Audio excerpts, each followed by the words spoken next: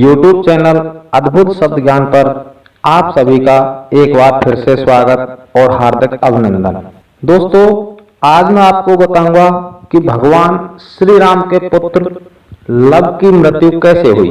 दोस्तों, भगवान श्री राम के दोनों पुत्रों लव और कुश के बारे में तो हम सभी जानते हैं, मगर क्या दोस्तों हम ये जानते हैं कि भगवान श्री राम के अन्य जो 3 भाई थे, भरत, शत्रुघ्न और लक्ष्मण, उनके कितने पुत्र थे और उनके नाम क्या थे। दोस्तों, जिस प्रकार से भगवान श्री राम के 2 पुत्र थे, लव और कुश, वैसे ही भरत जी के भी 2 पुत्र थे, दश और पुष्कर। उसी प्रकार लक्ष्मण जी के भी 2 पुत्र थे, चित्रांगद और चंद्रकेतु। दोस्तों, चित्रांगद को कहीं अंगद और चंद्रकेतु को चित्रकेतु भी कहा जाता है। उसी प्रकार शत्रुघ्न के भी 2 पुत्र थे, सुबाहु और सूरसेन। तो दोस्तों, आइए लौटते हैं अपनी कथा की ओर। महाराज लव की एक बहुत ही सुंदर और रूपवान पुत्री थी, जिसका नाम था हेमा। हेमा जब विवाह योग्य हुई तो महाराज लव ने हेमा के विवाह के लिए एक स्वयंवर का आयोजन किया। उस स्वयंवर में उस समय के बहुत से राजा महाराजा उपस्थित हुए। उस स्वयंवर में देव, गंधर्व, यक्ष, किन्नर आदि भी उपस्थित हुए थे।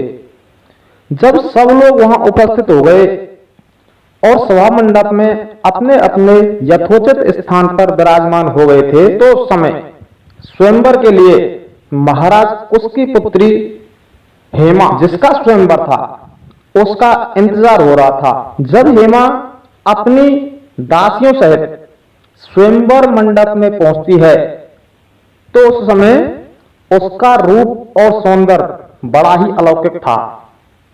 वहां उपस्थित सभी राजा हेमा के उस रूप और सौंदर्य को देखकर मोहित हो जाते हैं और एक टक हेमा को ही देखने लगते हैं। इसी बीच अवंती देश के राजा उग्रबाहु का पुत्र चित्रांगद हेमा का उस सभा मंडप से हरण कर लेता है। दोस्तों, यहां सोचने वाली बात यह है कि जब उस स्वयंवर मंडप में इतने अधिक शूरवीर राजा उपस्थित थे, उन सब के बीच में से चित्रांगद हेमा का हरण कैसे कर लेता है।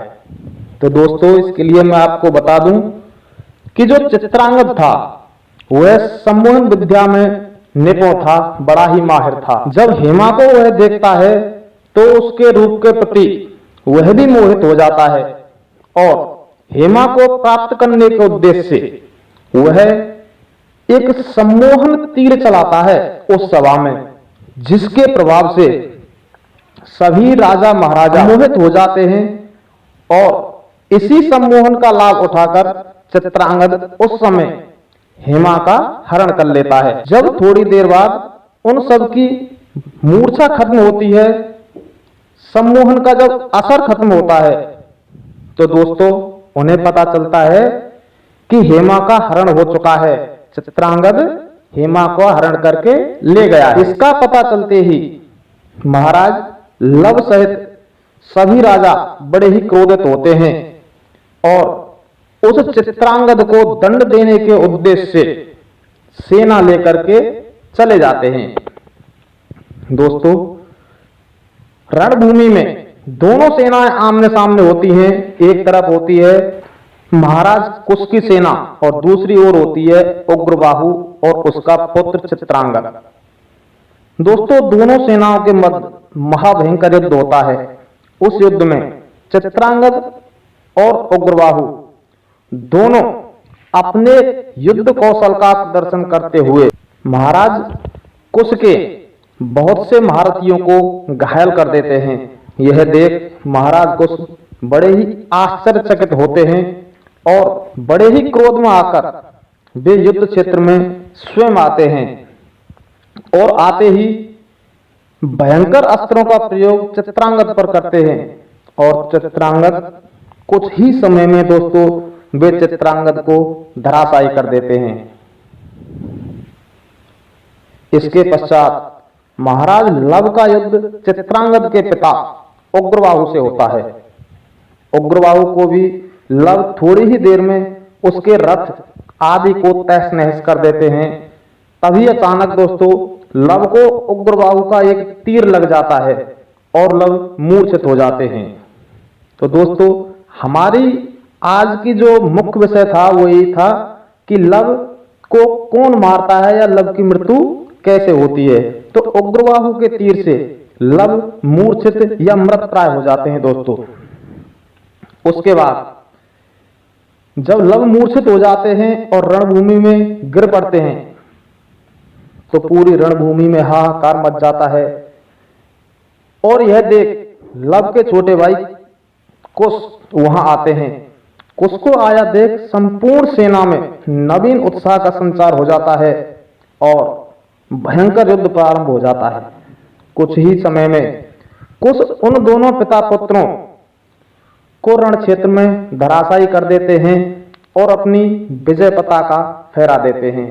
उसके पश्चात सभी अपने राज्य और अपने महलों को जब लौटते हैं तो कुश अपने एक ऋषि थे अगस्त, उन अगस्त ऋषि से पूछते हैं कि हे ऋषिवर, लव रण क्षेत्र में घायल हो गए हैं, मूर्छित हो गए हैं, उन्हें पुनः जीवित करने, इनकी मूर्छा भंग करने का कोई उपाय बताएं।